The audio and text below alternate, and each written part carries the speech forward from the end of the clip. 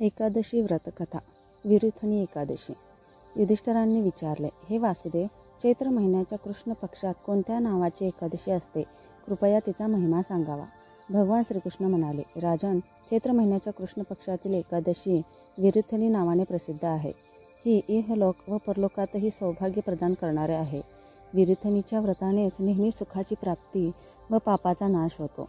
विरुथनीच्या व्रतामुळेच माथांद व धुंदुमार इत्यादी अन्य अनेक राजे स्वर्गलोकी गेले.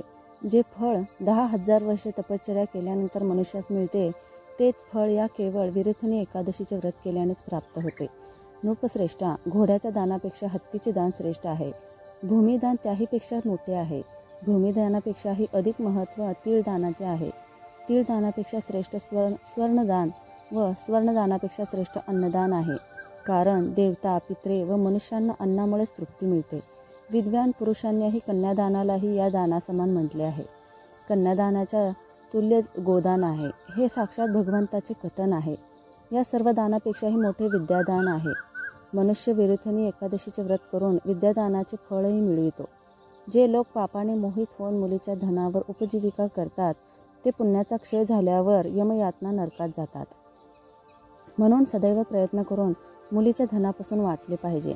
ते धन आपल्या कामी आणता कामा नये. जे आपल्या शक्तीनुसार आपल्या मुलीला अलंकारांनी सजवून पवित्र भावाने कन्यादान करतात, त्याच्या पुण्याची संख्या सांगण्यात चित्रगुप्ताला देखील असमर्थ आहे.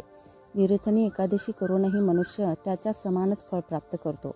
राजन, या विधीनुसार विरुथनी एकादशी केली जाते. रात्री जागरण करून जे भगवान मधुसूदनाची पूजा करतात, ते सर्व पापांपासून मुक्त होऊन परमगतीला प्राप्त होतात. म्हणून पापभीरू मनुष्यांनी पूर्ण प्रयत्न करून या एकादशीचे व्रत केले पाहिजे. यमराजाला घाबरणाऱ्या मनुष्याने अवश्य विरुथनी एकादशीचे व्रत करावे. राजन, हे आख्यान वाचल्याने वा ऐकल्याने 1000 गोदाने फळ मिळते व मनुष्य सर्व पापातून मुक्त होऊन विष्णू लोकात प्रतिष्ठित होतो. शुद्ध पाठकांनी हे वाचावे, ऐकावे, गोदानाचे पुण्य मिळवावे.